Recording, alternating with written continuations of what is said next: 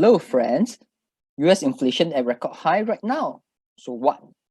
How did Chinese tech stocks perform? Remember that I mentioned on 10 Feb 2022 that Nasdaq 100 has to hold the range from 14,700 to 15,000 this week in order for the uptrend to resume. Oops, Nasdaq 100 rallied by midweek, only to find itself caught worrying about US inflation on Thursday and going down and ended down by end of the week. So what happened?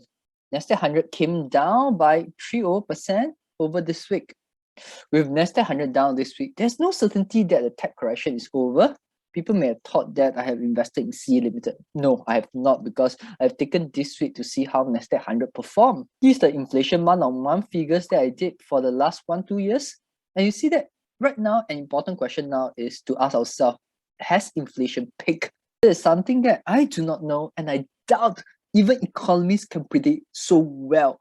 Until we have more clarity on whether inflation has peaked or not, the volatility is here to stay, and the bulls and bears will continue to fight. Now, I still will not be aggressive in adding US tech stocks since tech winners is here, and stocks like C Limited 4Q 2021 results are not out yet. So what let's ask now for the Chinese tech stocks.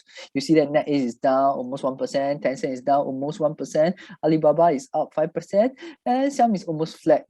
Like what I mentioned earlier, for these Chinese tech stocks that I'm monitoring, most of them are showing strength rather than weakness. Even if there is weakness, the weakness is only very slight. So this is very different from how the big tech US stocks are performing right now. For the Chinese sides, there's also a positive news development coming from China. There's a conference involving cyberspace admin in terms of involving companies like Alibaba, Xiaomi, Tencent, JD, Baidu, all big companies from China to involve themselves for this conference, and they dedicate this conference to such a way to say that the internet platform and ecosystems are very important to the China market in terms of growth and social development in China. And the cyberspace admin has shared that internet enterprises are increasingly becoming the backbone of building a strong network in China. This is very good development. In my last video, I mentioned that there's a mixed signal sending out of China this week. I wonder why all these mixed signals sent out from this particular source is around critical price point. If I'm China, I would definitely investigate this source and question why all these alerts coming at this critical price point. On 26 October 2021, there's news relating to the boundary of capital licenses.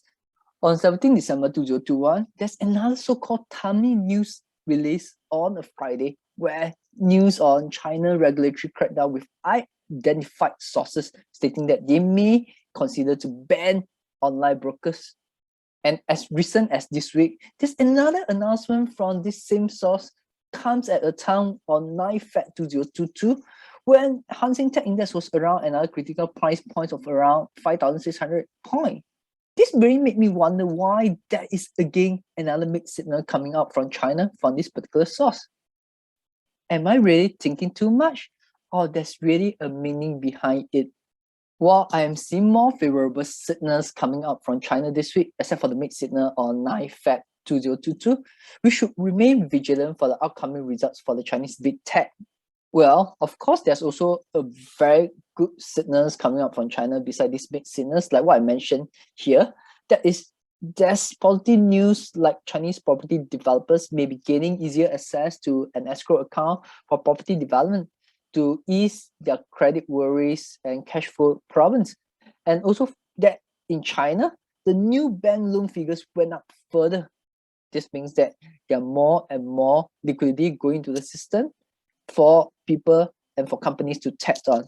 But wait, Alibaba results are set to be announced on 24th Feb 2022, but I haven't seen the results dates for which Xiaomi, Pinduoduo, Tencent, etc.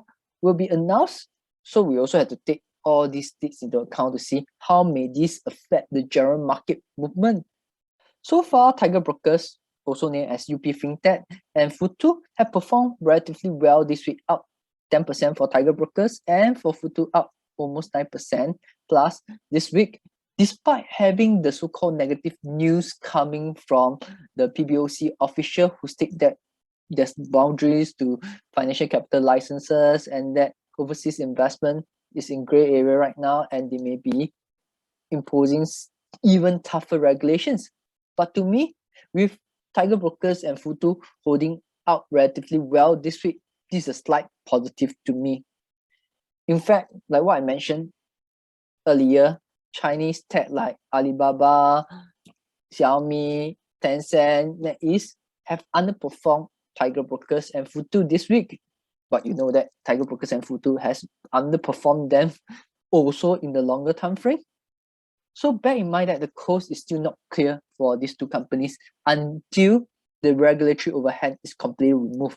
For me, what I will do is I will continue to hold my stake in Tiger Brokers, as I believe this can be a multi-bagger stock in time to come.